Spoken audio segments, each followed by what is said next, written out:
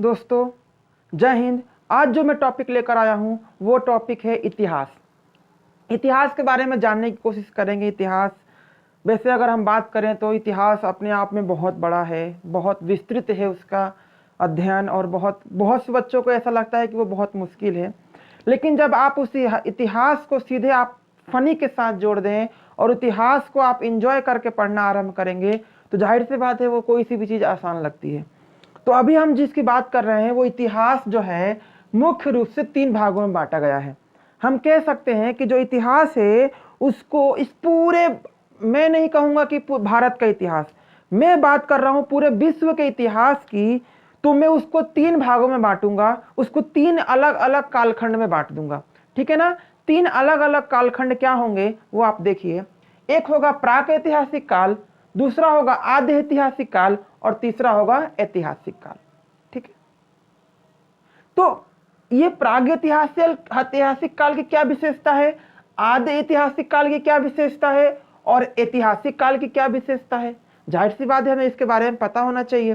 तो देखिए जो प्रागैतिहासिक काल था ना, इसमें इसके जो साक्ष्य हैं, इसके जो मतलब इसके बारे में जो हमें चीजें पता होनी चाहिए वो कहीं पर लिखी गई नहीं थी। मतलब यहाँ की जो क्या थी, अलिखित थी। यहाँ पर जो चीजें थी ना वो अलिखित थी, मतलब इसका कोई भी लिखित चीज हमारे पास मौजूद नहीं है। समझ में आया। मतलब मैं कह सकता हूं कि इतिहास का वो दौर जब मानव ना ही पढ़ना जानता था ना ही लिखना जानता था, कुछ नहीं जानता था, है ना, उसी को हम कहते हैं प्रागैतिहासिक काल। ये मुख्य रूप से कैसा था, बिल्कुल अलिखित था। यहाँ पर कोई साक्ष्य नहीं था, साक्ष्य जरूर है बस कैसे है, अलिखित है, लिखे गए नहीं है। आद्य ऐतिहासिक काल को देखेंगे। आद्य ऐतिहासिक काल क्या था, इसमें ही जो विशेषता है ना, ये लिखित तो थी, ये लिखित है पर पढ़ी नहीं जा सकी। मतलब हम इसको नहीं पढ़ पाए। पता नहीं कौन सी भाषा में लिखा हुआ था उन लोगों ने, बिल्कुल अता पता नहीं था, अक्षरों का बिल्कुल ज्ञान ही नहीं था। किस अक्षर में उन्होंने, किस भाषा में उन्होंने लिखा था, कोई जानकारी नहीं है। जानकारी है, लिखित है, बट उसको हम पढ़ नहीं सकते हैं। ठीक है ना। तो आद्य ऐतिहासिक काल कुछ भी लिख देते थे और कौन सी भाषा में लिखते थे वो स्वयं उनको भी नहीं पता था, है ना। लेकिन ये कैसा है, इसकी विशेषता तो हुई ना कि ये लिखित है। तो हम कह सकते हैं कि जो आद्य ऐतिहासिक काल था ना वो लिखित था वहां पर, लेकिन हम उसको पढ़ नहीं सके। ठीक है। ऐतिहासिक काल को चेक करते हैं।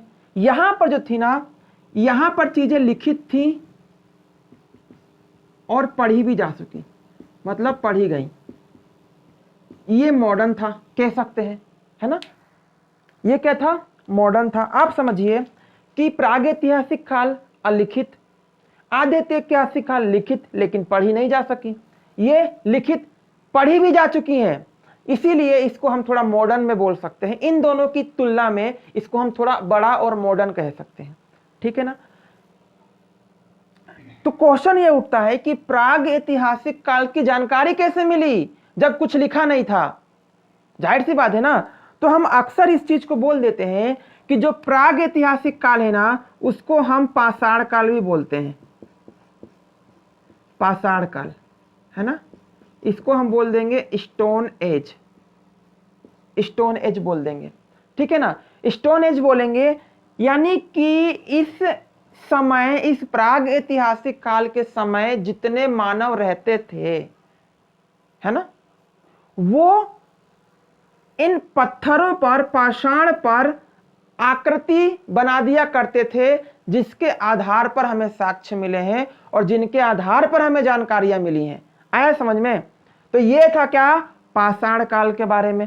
पाषाण काल, इस प्राग ऐतिहासिक काल को अगर हम बात करें नॉर्मल वे में तो वो क्या है, पाषाण काल है। इस पाषाण काल क्यों कहा गया, क्योंकि उस समय पत्थरों पर ही सारी जानकारी उस समय के मानवों के द्वारा लिखी जाती थी, इसीलिए इसको हमने पाषाण काल बोल दिया है।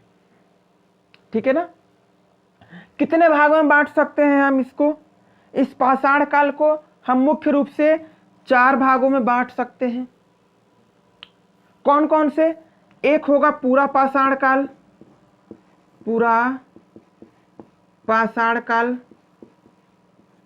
दूसरा होगा आपका मध्य पाषाण काल,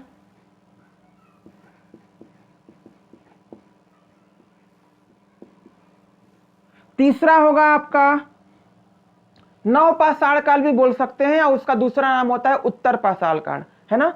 तो हम कह सकते हैं नव पाषाण काल या उत्तर पाषाण काल, ठीक है। उसके बाद एक आता है ताम्र पाषाण काल,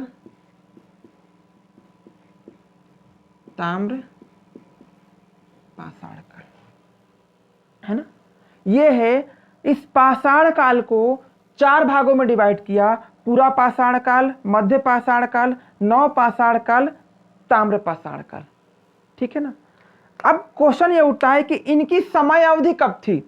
तो इनकी जो समय अवधि थी पूरा पाषाण काल की, वो थी 25 लाख से 12,000 तक BC। मतलब इसमें ना उल्टा चलता है, चीजें यहाँ पर उल्टा चलती है ना।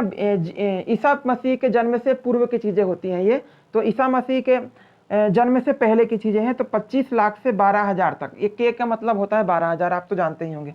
मध्य पाषाण काल, मध्य पाषाण काल कब से कब चालू हुआ था? 12K से 5K तक, मतलब 12,000 से लेकर 5,000 के तक के समय को हम कह सकते हैं मध्य पाषाण काल का समय रहा था, ठीक है।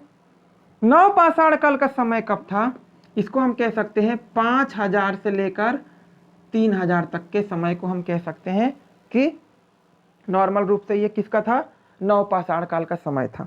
उसके बाद ताम्र पाषाण काल कह सकते हैं हम, ताम्र पाषाण काल 3,000 से लेकर, और भी मान लो अभी नॉर्मल के लिए हम 1K मान सकते हैं इसको, तो 3,000 से लेकर 1K तक का समय जो था ना, वो ताम्र पाषाण काल का रहा था। समझ में आया? तो पूरा पाषाण काल, मध्य पाषाण काल, नव पाषाण काल, ताम्र पाषाण काल। अभी केवल हम प्रागैतिहासिक काल को समझेंगे, उसके बाद फिर हम आधे ऐतिहासिक काल पर आएंगे, फिर ऐतिहासिक काल पर आएंगे। समझ में आया? तो आप लोग को समझ में आ गया होगा कि इतिहास क्या था। इतिहास को मुख्य रूप से हमने 3 कालखंड में विभाजित कर दिया था। वो 3 कालखंड कैसे थे? एक था प्रागैतिहासिक, दूसरा आधे ऐतिहासिक, और तीसरा ऐतिहासिक। प्रागैतिहासिक में चीजें बिल्कुल भी नहीं लिखी थी, कोई भी दस्तावेज नहीं लिखे थे। आधे ऐतिहासिक काल में दस्तावेज लिखे गए लेकिन पढ़े नहीं गए बिल्कुल, क्योंकि पता नहीं कौन सी भाषा में लिखा था वो। ऐतिहासिक काल लिखा भी गया है और पढ़ा भी जा चुका है, ठीक है ना। तो ये चीजें थी। अब हमने प्रागैतिहासिक काल को हम कह सकते हैं एक सामान्य भाषा में वो कैसा था? पाषाण काल, मतलब पत्थरों का जमाना था। हथियार पत्थर, मतलब जो हथियार थे वो पत्थर के, नॉर्मल जितनी गाड़ियां थी, मतलब जो भी चीज था उस समय वो सब पत्थरों का बना होता था। इसीलिए हमने उसको बोल दिया पाषाण काल। पाषाण काल कितने भागों में? 4। कौन कौन से? पूरा पाषाण काल, मध्य पाषाण काल, नव पाषाण काल और ताम्र पाषाण काल। उसकी समय अवधि लिखी हुई है, ठीक है ना। तो हम अब जो उठाएंगे पूरा पाषाण काल को उठाएंगे और उसको अच्छे तरीके से चर्चा करेंगे, ठीक है ना। चलिए।